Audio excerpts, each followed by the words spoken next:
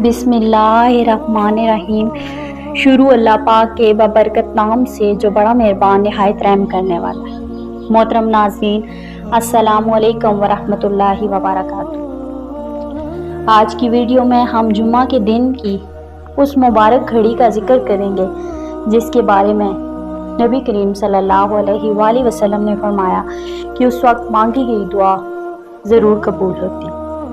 रसूलुल्लाह सल्लल्लाहु अलैहि वसल्लम ने इरशाद फरमाया, जुम्मा के दिन एक ऐसी घड़ी है जिसमें कोई मुसलमान अल्लाह से भलाई मांगे तो अल्लाह ज़रूर उसे अता करता है। उलमा ने इस घड़ी के बारे में दो बड़ी राय बयान की है।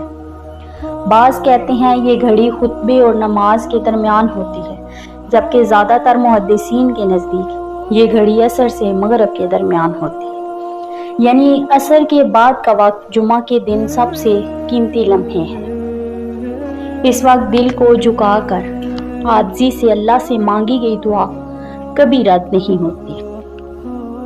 सोचें कितनी बड़ी खुशखबरी है कि अल्लाह रब्बुल इज़्ज़त खुद अपने बंदे की फरियाद को सुनने का वादा फरमा रहा है।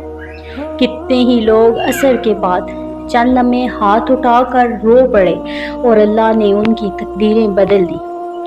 लिहाजा आइए हम भी आज के बाद यह अहद करें कि जुम्मा के दिन असर के बाद के कीमती लम्हे हम ज़ाया नहीं करेंगे। ये वक्त दुनियावी हाजात के लिए भी मांगे और आखिरत की निजात के लिए भी। शायद ये घड़ी ही हमारी ज़िंदगी बदल दे। मेरी अल्लाह पाक से दुआ है, अल्लाह ताला हमें इस मुबारक घड़ी में अपनी रहमत से नवाजे और हमारी तमाम जायज़ दुआओं को कबूल फरमाए। आमीन सुम्मा आमीन। वीडियो अच्छी लगे तो सदका जारिया समझकर अपने प्यारों तक शेयर ज़रूर कीजिएगा। जज़ाकल्लाह खैरन कसीर।